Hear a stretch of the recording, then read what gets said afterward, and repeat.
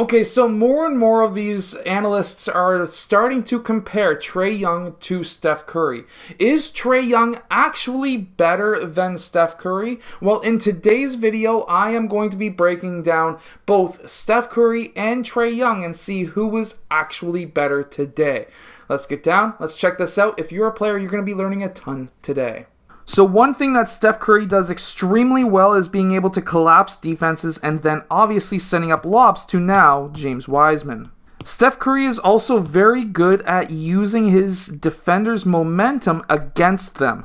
So of course here, when he receives that pass, he does a quick jab towards this side. Obviously that's going to push that defender, or at least make that defender want to continue through. His momentum is also taking him in this direction, which means that Steph Curry needs to attack the opposite side.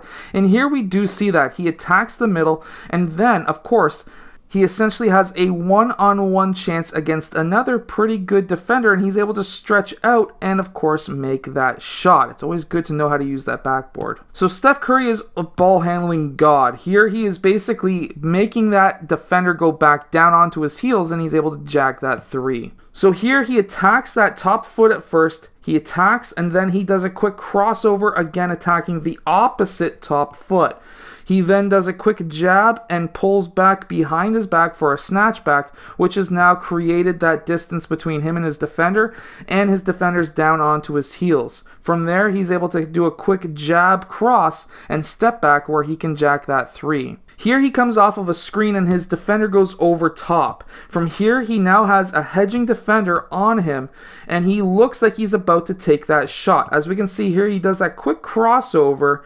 Now, something that you're going to notice with a lot of right-handed players, or even Steph Curry in general, is if he goes towards his right side, he's not going to generally shoot it. He's going to do a fake, and he's going to want to go back towards his left side.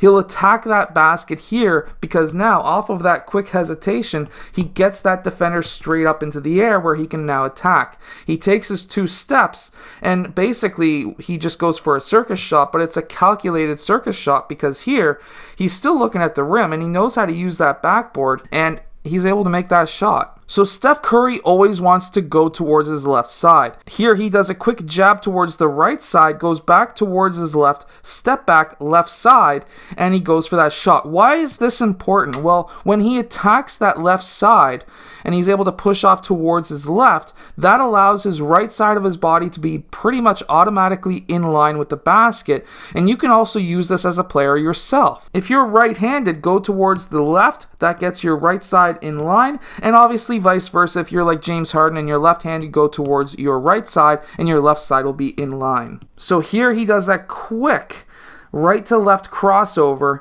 and then he pushes that ball back towards his right hand, goes through his legs. Remember, he was always trying to go towards that left side. And from here, he's able to do that quick right leg, left leg scissor. He's able to do that quick step back, which gets Anthony Edwards up into the air.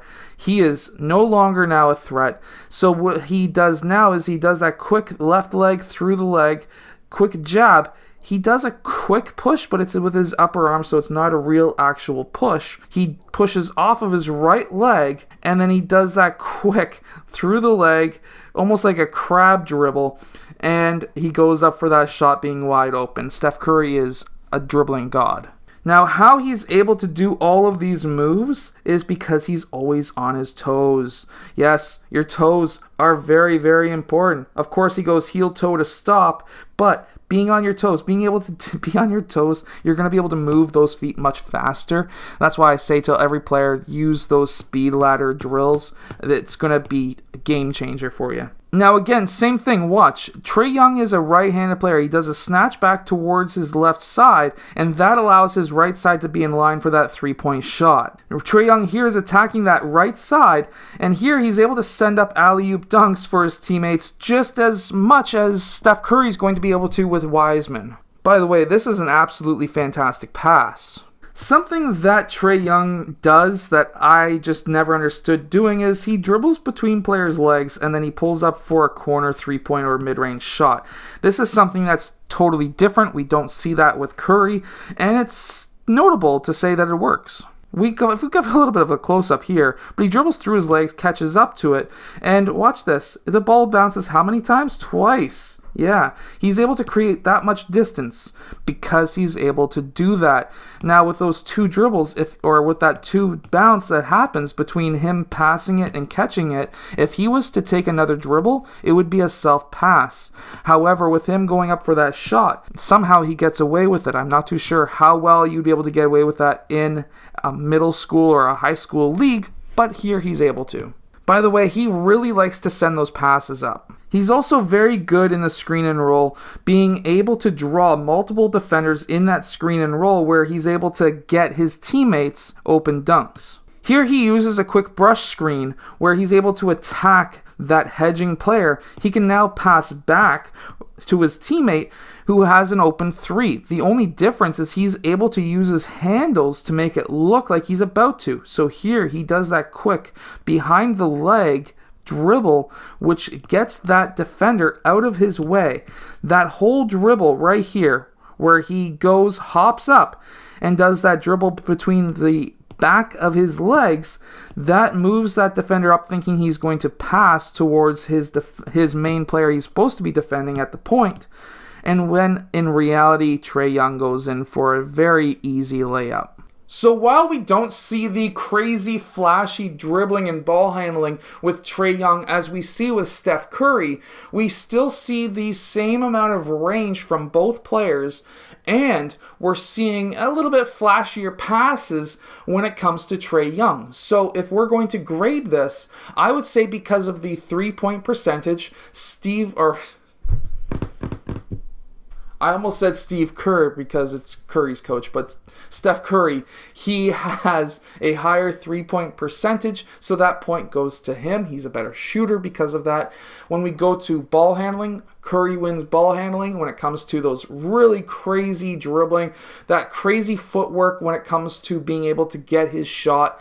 That goes to Curry, and then the flashy passes goes to Trae Young. And because of that, I personally believe that Steph Curry wins over Trae Young 2-1. That's my opinion. What's yours? Leave a comment down below. If you want me to break down your shooting form, there's a link down below as well. I'll see you guys again next time.